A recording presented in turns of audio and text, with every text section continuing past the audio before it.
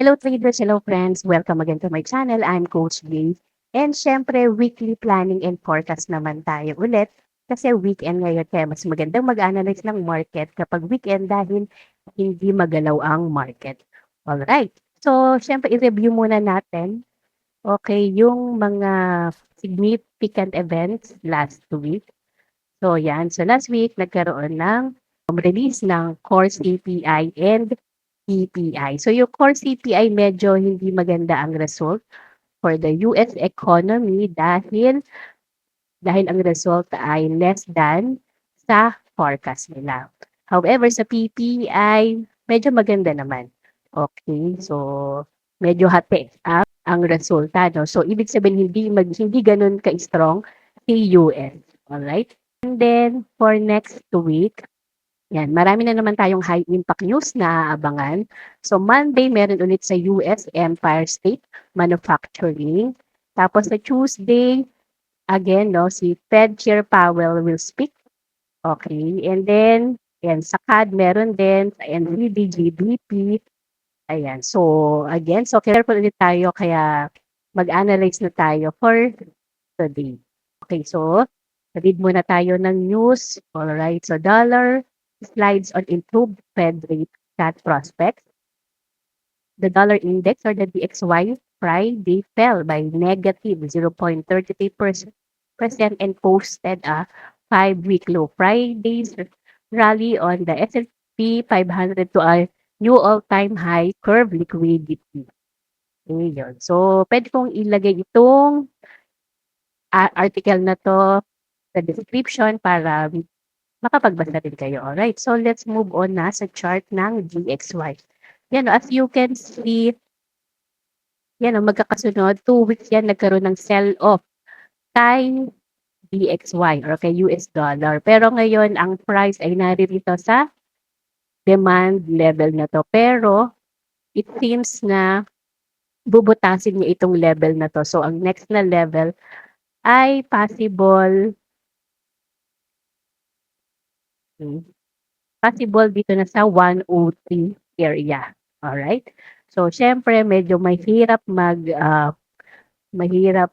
mag-buy dito kay US dollar. Hindi common nakita natin dito sa area ng support ay magbabay na tayo kasi kita natin itong very aggressive na mga bear candles na to. Ibig sabihin, very aggressive ang mga sellers. So, careful tayo, especially medyo hindi ganoon ka-strong ang US sa ngayon. Alright, pero if we will check naman, generally ay uptrend pa rin naman.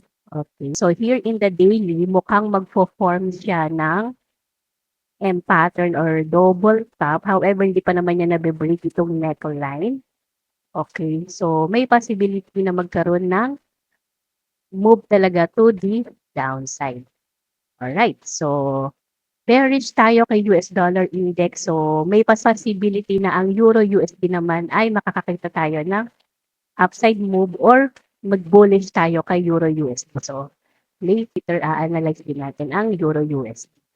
Okay, so let's move on na kay gold. So again, multi-time frame analysis ako and sentiment analysis.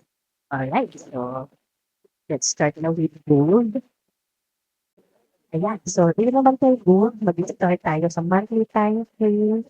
As you can see, after the breakout from this historical level of resistance, nagkaroon tayo ng breakout, tapos ayun, na-continue na ang price to the upside.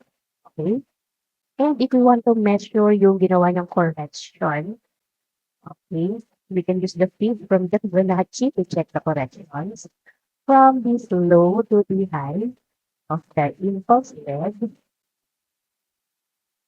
Yan. So, kita natin na itong level na to ay talagang nag-turn siya from resistance to support. Okay? And mukhang this market ay nagre-ready na to create a higher high. Okay?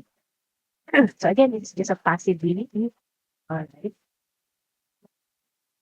And then, let's check the weekly time frame. Ang market ay bounded siya between these two levels. Okay? support and resistance or yung tinatawag na sideways market condition. Okay? So, para masabi natin na sideways siya, dapat ay at least meron 2 touches dito sa resistance and 2 touches sa support area. Okay? So, as explained sa inyo, previously, dahil ang last test niya ay dito sa support, so nagkaroon talaga ng move to the upside and eto na, reach niya na itong resistance na to. Okay? So therefore, habang ang price ay naririto sa loob ng ranging area na to, we can expect na magpipingpong lang ang price dito sa area na to until proven otherwise. So pwede siya magkaroon ng breakdown or magkaroon ng breakout. Okay? And then siyempre sa retest, dun tayo magandang pumasok. Okay? So that's the weekly time frame. And then let's check the daily time frame naman. So dito sa daily time frame, if we will look closely, okay, napansin nyo itong double bottom na to or M pattern. And then nagkaroon siya ng breakout from this neckline, tapos nag-test niya, and then boom, tumaas na ang price. Okay? Dahil ang price ay naririto sa resistance na to, siyempre we can expect na ang mga sellers ay present dito sa area na to. So, ay removing ang price to the downside. Okay? Then kita rin na ang price ay nagke-create talaga ng series of higher highs and higher. Okay? So we move on, let's check the COT report. Okay? So again, itong COT report ay kinukuha ko lang dito sa trading start, and then minamanual na update ko lang dito sa aking Excel file. Okay? Para mas madali ko siyang ma-analyze and ma-interpret. So here sa COT report for gold, and take note din na all currencies under the spot ay traded all against sa US. So therefore, para na rin natin tinitignan ang XAU USD. So from the last report nila, they went from having 131,168 all the way up to 254,775. And kita nyo naman na ang kanilang long orders ay talagang nag-increase. So yung last week na report nila, ang long orders ay 281,117 and ngayon na naging 350 pa. So talagang tumataas siya. However, take note na ang big institutions ay nag-add din ng kanilang short orders na almost 10K. Okay? Pero net position pa rin ay sobrang taas because of the massive increase of their long orders. Okay? Ayan. So, at dahil alam naman natin na from time to time, there is no enough liquidity in the market. So, dahil ang mga big institutions, they have huge orders, we have to create also a seller. Kaya meron tinatawag, di ba, na stop hunting, pero it's normal sa market. That's why tayo kailangan ay lagi natin pina-follow ang ating risk management. Yun lang. Pero overall or generally, bullish naman ang gold. Okay? Going back dito sa daily time. Okay? So as you can see, nagkaroon na ng breakout dito sa area na to. Okay. So this is the previous resistance. So nag-act siya as support. Okay. So may possibility na i-retest niya ulit itong support na to, then we can look for a buy opportunity. Okay? So let's wait and see next week kung ano yung mangyayari.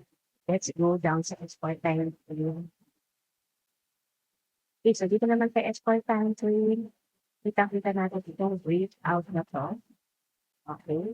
So, na-break na itong resistance na to. Tapos, as you can see, uptrend talaga because of the series of higher highs and higher lows, and also yung EMA 200 ay sloping upward.